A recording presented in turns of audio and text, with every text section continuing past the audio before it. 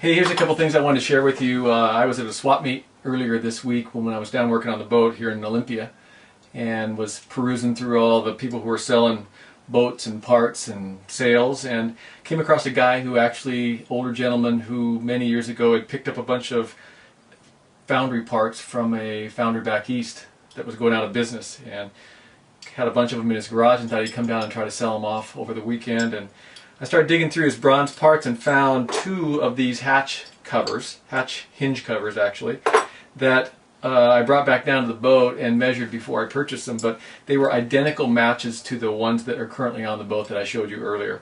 They are from the foundry back east. That must have been the foundry that originally commissioned onto this boat, because the hole pattern for these and the dimensions of the fittings themselves are identical to the ones that are currently on there. So I'm almost certain that they must have come for that foundry, which has long since gone out of business.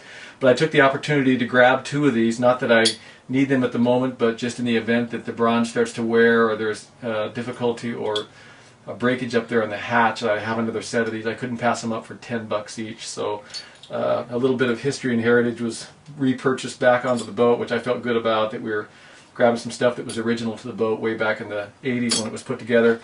Also found from the same foundry, this is a plate cover for my windlass. I have two of these, one on the starboard and one on the port, one for bringing the anchor up and one for lowering the anchor back down. One of them had developed a crack in here, and water had seeped inside and corroded the whole inside of this switch that fits up in here that powers the windlass, as well as had corroded the plate.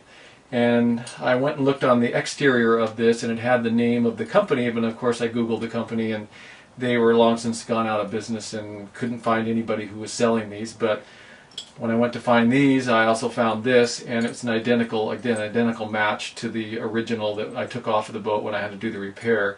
So I know that, again, this was probably the foundry that had provided fittings, bronze fittings for this boat when it was commissioned in the 80s.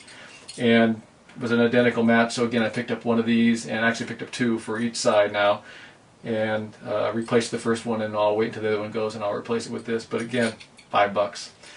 So it pays to go to swap meets, it pays to look around, and in this case got a little historical connection and link back to the boat because I was able to find the stuff that was originally from it. And then finally, we're replacing some of the leather on the gaskets, or on the gallows up above. And in the course of doing that, Terry had actually done that last season and was using bronze tacks to tacker the leather onto the wood. And she found that they weren't indeed truly bronze tacks, that they were probably plated. And so over the course of the winter, they all rusted out and have been rusting the leather. So to make it look better, we decided to replace the leather, and to do that we had to get some real brass tacks.